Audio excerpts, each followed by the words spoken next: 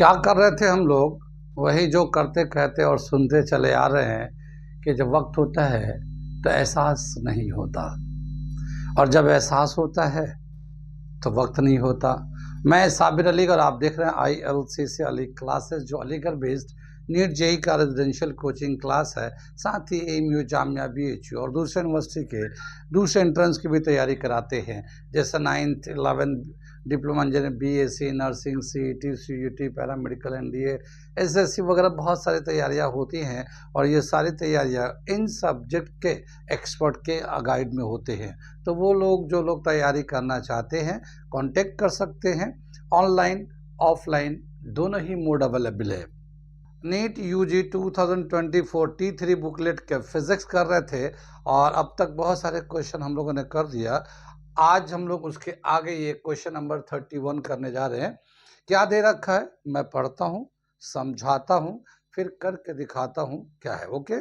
x is equal to 5 sine bracket pi T plus pi by 3 metre represents the motion of a particle executing simple harmonic motion, the amplitude and the time period of the motion respectively are. इनमें से choice बताना है। क्या दे रखा है कि एक particle है जो SHM कर रहा है, सिंपल हार्मोनिक मोशन। एक बहुत ही अच्छा चैप्टर है कंपटीशन पॉइंट ऑफ व्यू से, चाहे नीट का हो चाहे जेई के लिए हो। दोनों में wave and oscillation class 11 physics में है और बहुत ही प्यारा चैप्टर है और बहुत ही अच्छे अच्छे सवाल है।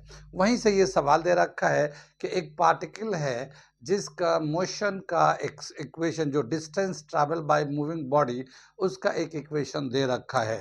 अब इसका बताना है कि इसमें एम्पलीट्यूड कितना है और फिर इसका टाइम पीरियड कितना है। ठीक है, हम सबसे पहले हम लोग देखते हैं SHM क्या होता है, सिंपल हार्मोनिक मोशन क्या होता है और उसको कैसे दिखाते हैं। और वो बच्चे जो 12th पास हैं या 12th कर चुके हैं उनको तो पढ़े होंगे। आमतौर पे ऐसा होता है, चूंकि ये 11th क्लास का लास्ट चैप्टर है, लास्ट में आता है 14 एंड 15 चैप्टर है ये 11th क्लास में।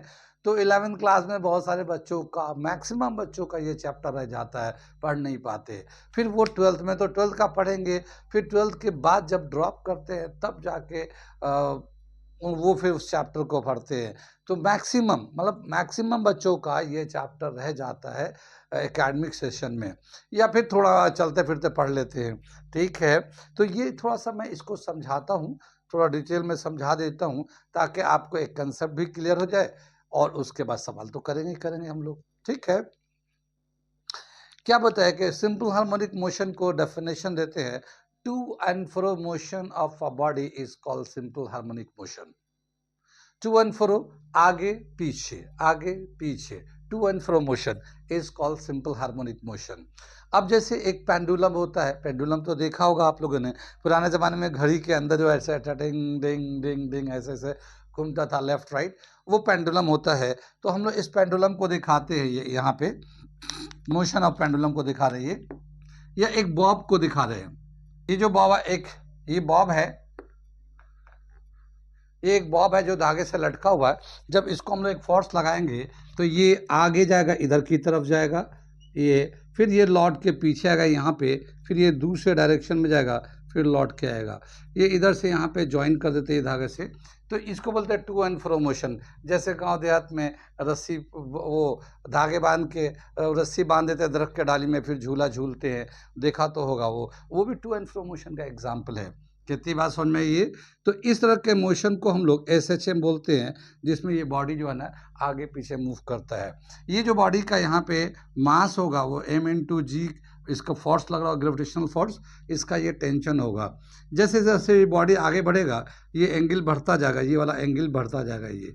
ठीक है, मान लो यहाँ पे एक बॉडी है तो इसका भी मास जो है ना M×G नीचे लग रहा होगा, और इसके दो कंपोनेंट बनेंगे।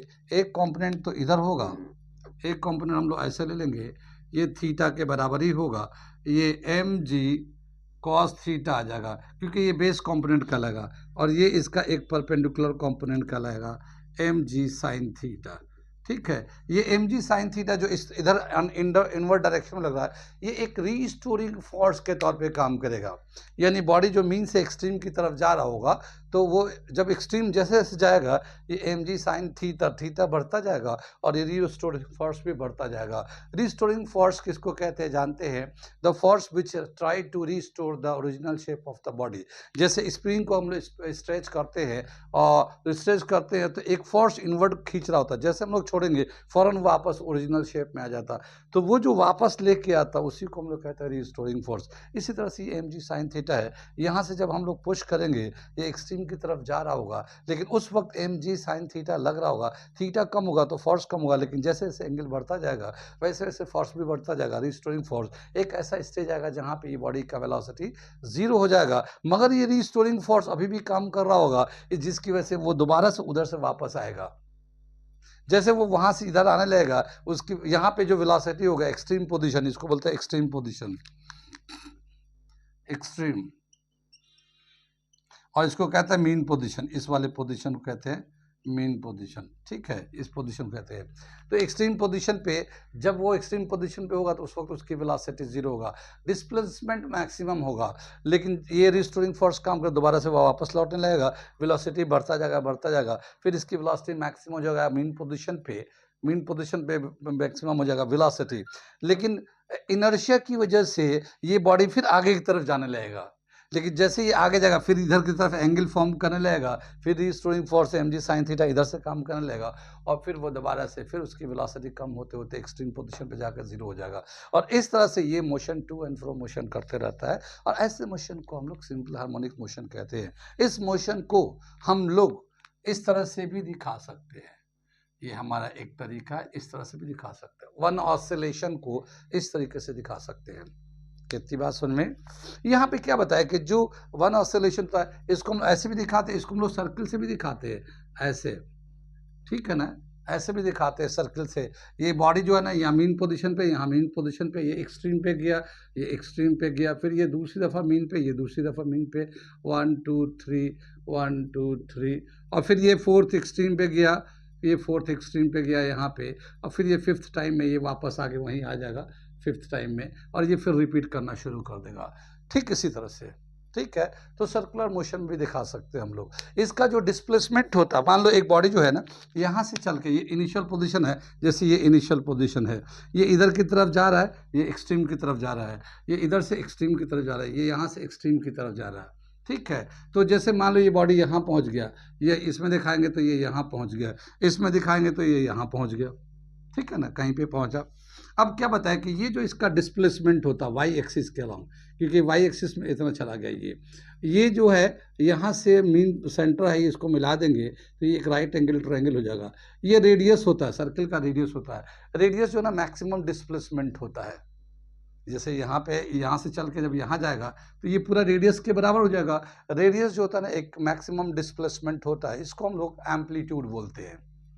Maximum displacement of a particle is called amplitude. यहाँ पे यहाँ तक आएगा तो एम्पलीट्यूड करेगा, इसमें यहाँ जाएगा तो इसको एम्पलीट्यूड कहेंगे। ये ऐसे दिखाते हैं, ये मैक्सिमम यहाँ तक जब जाएगा तो ये एम्पलीट्यूड कहलाएगा। कितनी बात है, यहाँ पे एक्सट्रीम पोजीशन पे जाएगा तो एम्पलीट्यूड कहलाएगा ये। कितनी बात सुन में? यहाँ से हम एक इक्वेशन को दिखा रहे हैं हम लोग, तो ये क्या होता है कि इसको अगर हम लोग लेते हैं ये इस तरह से, तो हमारा y कितना होगा, तो y ये परपेंडिकुलर, यहाँ पे थीटा एंगल है, ये थीटा एंगल है, तो y upon R, perpendicular upon hypotenuse sine theta होता है हमारा, और ये y is equal to R sine theta होता है, और ये y is equal to A sine theta भी बोलते हैं हम लोग। और इस तरह से हम लोग इसको y is equal to A sine theta जो होता है 2 pi upon T small T, ये एंगुलर डिस्टेंस कहलाता है। थीटा को हम लोग कहते हैं एंगुलर डिस्टेंस। कितना डिस्टेंस, कितना डिस्टेंस गया, थीटा को ओमेगा टी से लिख सकते हैं, ओमेगा टी, ओमेगा होता है एंगुलर वेलोसिटी, इस टाइम मतलब कितने टाइम तक का उसका मोशन ले रहे हैं। इस ओमेगा को हटाएंगे तो A sine 2 pi capital T small T, ये स्मॉल टी तो टाइम पीरियड होता है, और टाइम होता है यहाँ से यहाँ तक जाने में कितना टाइम लगता है, लेकिन ये जो कैपिटल टी होता है एक बार कंप्लीट ऑसिलेट करने में कितना टाइम लगता है वो कैपिटल टी होता है, टाइम पीरियड कहलाता है। Time taken to complete one oscillation is called time period, capital T से दिखाते हैं। स्मॉल टी वो होता है जो यहाँ से यहाँ तक जाने में, या कहीं पे भी बॉडी कहाँ पे है उस वक्त कितना टाइम लगा मीन पोजीशन से जाने के लिए। ठीक है, तो एक तो हमारा ये डिस्प्लेसमेंट का रिलेशन होता है, लेकिन अगर इनिशियल एक बॉडी एक पार्टिकल मूव कर रहा हो, अगर बॉडी मान लो अगर यहाँ से शुरू हो रहा है, ये स्टार्टिंग पॉइंट है, अगर कोई बॉडी यहाँ से शुरू हो रहा है तो उसका इनिशियल एंगल जो है वो 0 होगा, क्योंकि यहाँ पे एंगल 0 होता है। जैसे जैसे ये बढ़ना शुरू होगा ये एंगल बढ़ता जाएगा, ऐसा है ना, ये ऐसे एंगल बढ़ता जाएगा।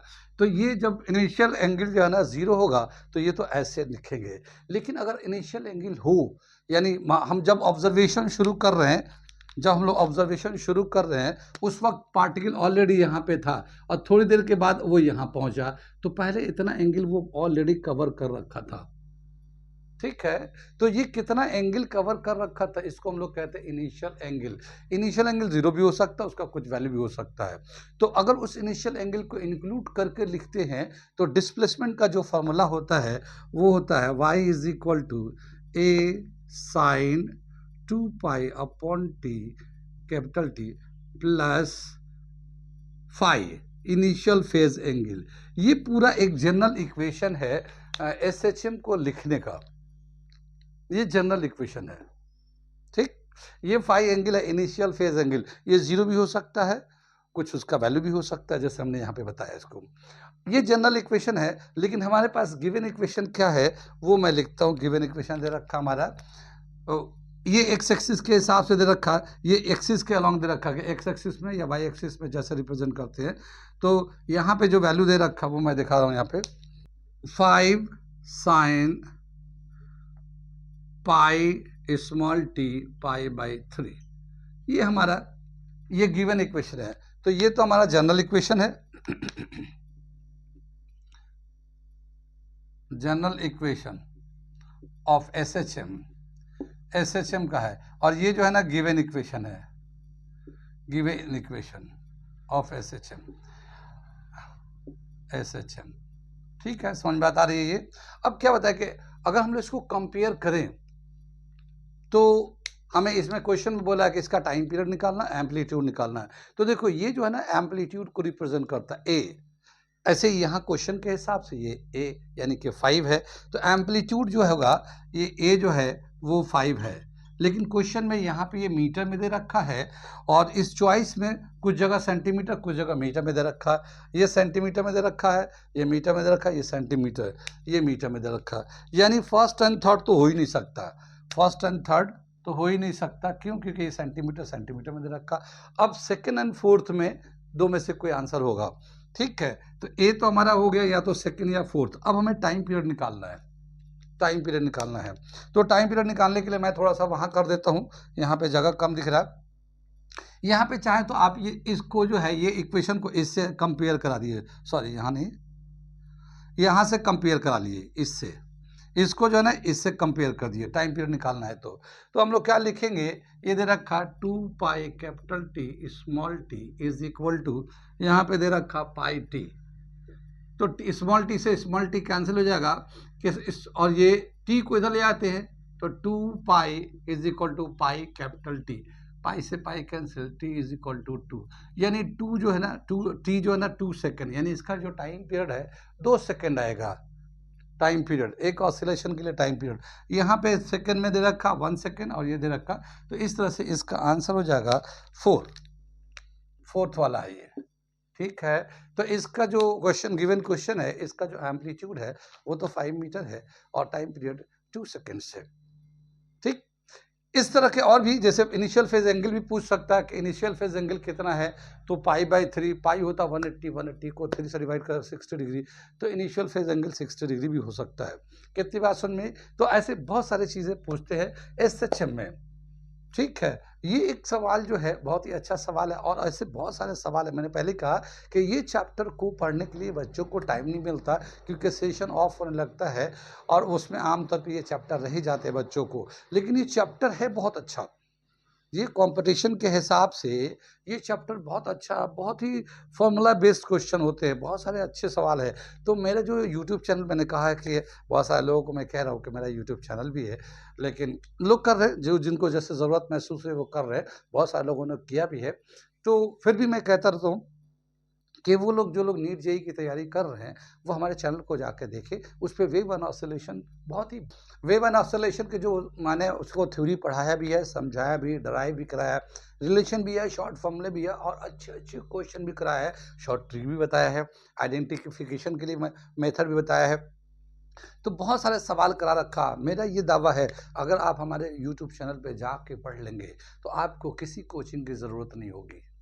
किसी कोचिंग की ज़रूरत नहीं पड़ेगी। उसमें हमने इतने सारे सवाल और ऐसे अच्छे-अच्छे सवाल करा रखे हैं कि अगर आपको वो क्लियर हो जाता है, तो आप सभी तरह के क्वेश्चन कर सकते हैं जो नीट में आता है, जेईई में आता है।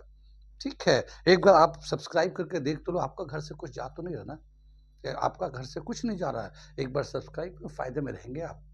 ठीक है, तो वो बच्चे जो लोग नीट की ड्रॉप करके नीट की तैयारी कर रहे हैं, जेईई की तैयारी कर रहे हैं, 12th ड्रॉपर है, 12th में है, 11th में है, वो तो हमारा चैनल सब्सक्राइब करें ही करें, लेकिन वो बच्चे जो आने वाले दिनों में नीट जेईई के लिए एस्पिरेंट है, तो जो 8, 9, 10th में हैं, वो भी बच्चे हमारे चैनल को सब्सक्राइब करें। अभी तो हमारा सिर्फ़ वो चीज़ देखें जो हम इन्फॉर्मेशन दे रहे हैं, क्योंकि हमारा एक इन्फॉर्मेशन सेक्शन भी है, जहाँ से हम लोग इन्फॉर्मेशन देते हैं, कहाँ पे फॉर्म निकला, कब क्या है, टेस्ट कब होगा, सिलेबस क्या है, कैसे तैयारी करनी है। इस तरह के जो बहुत सारी बातें गाइडलाइन देते हैं, तो छोटे बच्चों के लिए उसमें हम लोग इन्फॉर्मेशन देते हैं, जो 8, 9, 10 के बच्चे हैं और वो अपने नीट का क्या सिलेबस है, कैसे करना है, क्या चैप्टर है, बहुत सारी चीज़ें हैं। क्या चेंजेज़ आ रहा है, क्या नोटिफ़िकेशन आ रहा है, कौन-कौन से तो बहुत सारी बातें हम लोग उसमें बताते हैं। तो 8, 9, 10 के जो बच्चे हैं वो हमें सब्सक्राइब कर लें इसलिए कि वो उनको इन्फॉर्मेशन मिलता रहेगा, उनको गाइडलाइन मिलता रहेगा और फिर उसी हिसाब से अभी से ही अपना एक प्रिपरेशन का